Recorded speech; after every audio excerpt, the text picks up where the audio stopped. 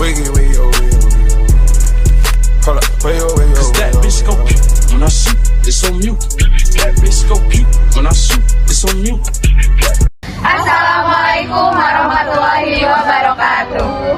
Kami dari kelompok 4 Nawangula. Pada video kali ini kami akan membahas video untuk melengkapi tugas minggu pertama Plato kami mengenai hak dan kewajiban warga negara. Saya Cica Hanafia. Saya Iftika Rahma. Saya Sucianti Rahayu. Saya Linda Rosalinda. Saya Dinda Agustiani. Saya Desi Rahmawati Nurul Hasana. Saya Ajeng Fatimah Masuna. Saya Sulfa Najipah. Saya Devi Anifa. Baik, mari kita lanjutkan pada video penugasan kami. Selamat menyaksikan. Mungkin masih banyak di antara teman-teman yang belum mengetahui perbedaan antara hak dan kewajiban. Hak dapat diartikan sebagai segala sesuatu yang harus didapat atau diperoleh oleh seseorang atau sekelompok orang atau sebuah organisasi, instansi, maupun pemerintahan negara. Ada juga kewajiban warga negara adalah segala sesuatu yang harus dijalankan atau dilaksanakan oleh seseorang dalam kaitannya dengan dirinya sendiri, kepentingan alam semesta, bangsa, negara, atau posisi dia sebagai makhluk ciptaan Tuhan. Lalu dilanjutkan pada sesi wawancara. Bapak siapa? Pak, maaf izin mewawancarai. Apa sih hak yang dimiliki oleh warga negara? Hak untuk warga negara yaitu tidak menggunakan ras dan suku masing-masing. Untuk ada juga ya kayak hak berdasarkan pendapat, ya Pak, berdasarkan ilmu. Nah, bagaimana Bapak mengamalkan hak dan kewajiban sebagai warga negara itu? Kewajibannya kita sebagai warga negara satu membayar pajak, kedua untuk berlalu lintas yang betul dan kita orang bersama.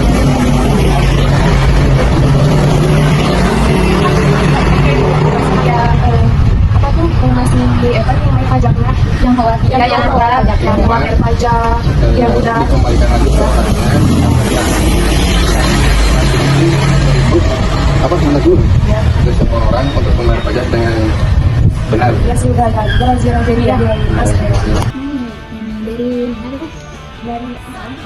dari ini. Nah, kami udah ketemu sama Teteh ini buat diwawancara mengenai bagaimana sih menurut Teteh nih kewajiban warga negara dalam berkontribusi pada pembangunan masyarakat.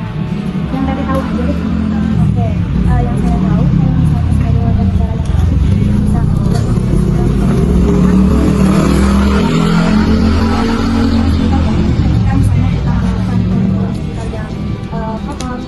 baik bisa kita perlu untuk merawat lingkungan sendiri yang tentunya kan dari lingkungan tersebut itu akan berdampak kepada masyarakat yang baik.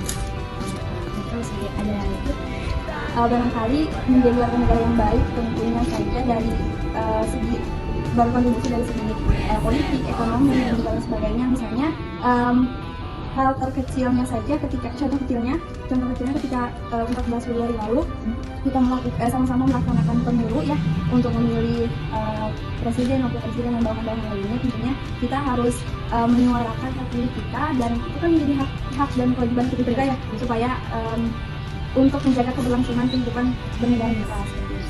Oke, cukup sekian Teteh dari kami. Mohon maaf banget nih sudah mengganggu waktunya Teteh. Semoga dengan adanya wawancara dan video ini kita tersampaikan pesan-pesannya bahwa setiap warga negara memiliki hak dan kewajiban. Sekian, assalamualaikum warahmatullahi wabarakatuh.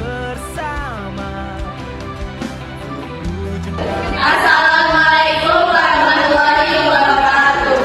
Perkenalkan, kami dari kelompok 4 Nawangula akan memperkenalkan diri kami masing-masing. Pertama ada saya sendiri, Dina Jefani Kalbak dengan NPM 233 501 500. Saya Indra Kalewatila dengan NPM 233 50 7140. Saya Larissa Wadesa dengan NPM 2335 07144. Saya Saubasa Sajila dengan NPM 2335 07140. Dan terakhir saya Fadisa Diana Kirana Dewi dengan nomor NPM 2335 07144. Di sini kami akan mewawancarai narasumber kami yang bernama Mahmud Jakaria. Mahmud Jakaria. Apakah mahasiswa memiliki peran khusus dalam menjaga hak asasi manusia? Izin jawab ya, terkait untuk menjaga hak asasi manusia itu sebetulnya itu tidak diusulkan, namun untuk menjaga hak asasi manusia itu diwajibkan untuk seluruh warga Indonesia. Namun mungkin melihat dari mahasiswa itu memiliki peran penting untuk menjaga manusia. Karena apa? Karena di dalam mahasiswa itu kan dalamnya tuh bisa mencari ilmu ataupun menyalurkan ataupun bisa mengimplementasikan hasil dari belajarnya dalam kampus. Makanya dari itu disebut mahasiswa itu sangat berperan sekali dalam menjaga manusia. Halo Kak, izin wawancara ya? Ya, boleh. Oke, mungkin pertama kita kenalan dulu ya, namanya siapa? Ya, perkenalkan nama saya Deden Arif Fauzi. Oke, dari fakultas dan jurusan apa nih? Kebetulan dari Fakultas Ekonomi dan Bisnis jurusan Manajemen.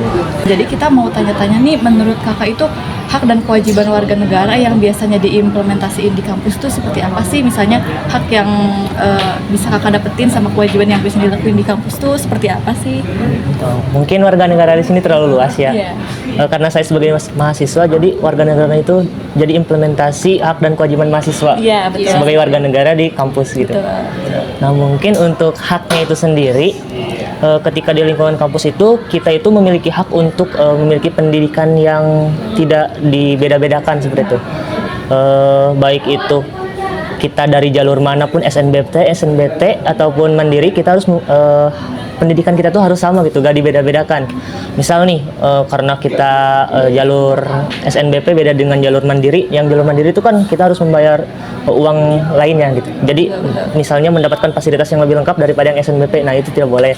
Nah itu merupakan hak yang patut kita dapatkan, ya. Mungkin untuk hak, untuk kewajibannya itu sendiri, kita sebagai mahasiswa itu harus mentaati apapun kebijakan atau peraturan kita yang ada di lingkungan kampus ini. Jadi kewajiban kita itu harus mentaati peraturan tersebut gitu. Itu mungkin yang saya ketahui. Oke, kami di sini akan